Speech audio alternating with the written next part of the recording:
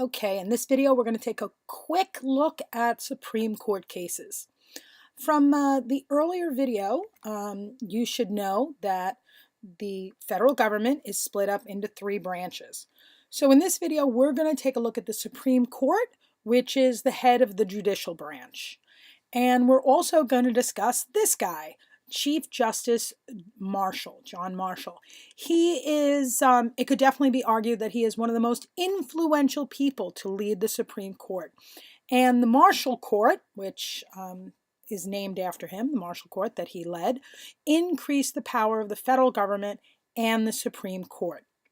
Now, the most important case decided by the Marshall Court was Marbury versus Madison. And this is the case that established the principle of judicial review. Now, if you don't remember what judicial review is, we can just take a quick look.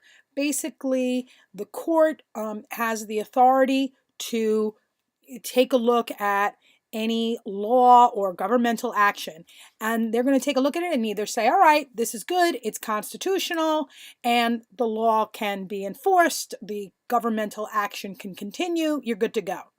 However, they could also take a look at a law and say, this is unconstitutional. And if this happens, the law is automatically struck down or the governmental action has to stop. Okay, if they find it unconstitutional, it can't continue. Obviously, some of these decisions are made in lower courts. The final decision on constitutionality is always made by the Supreme Court, the federal Supreme Court. All right, so now Marbury versus Madison is arguably the most important case that the Marshall Court decided, which increased the power of the federal government, but it isn't the only one. There's actually three cases you should remember. In addition to Marbury versus Madison, there's Mccullough versus Madison. This was a case that approved Congress's use of the Elastic Clause to create a national bank. And Gibbons v. Ogden, that said that the Commerce Clause in the Constitution gave the federal government the power to regulate interstate commerce. Now, just so you know, you generally don't have to know the specifics of the case, but you definitely should be aware that these are cases that are going to expand and strengthen the power of the federal government. These are the three cases that expand and strengthen the power of the federal government. Okay? All right. So, with that, I am going to go from arguably some of the great Supreme Court decisions, some of the greatest Supreme Court decisions, to the worst Supreme Court decision, which is, of course, the Dred Scott case. Now, just bear in mind, the Dred Scott case was not decided by the Marshall Court. It's not decided by the Marshall Court.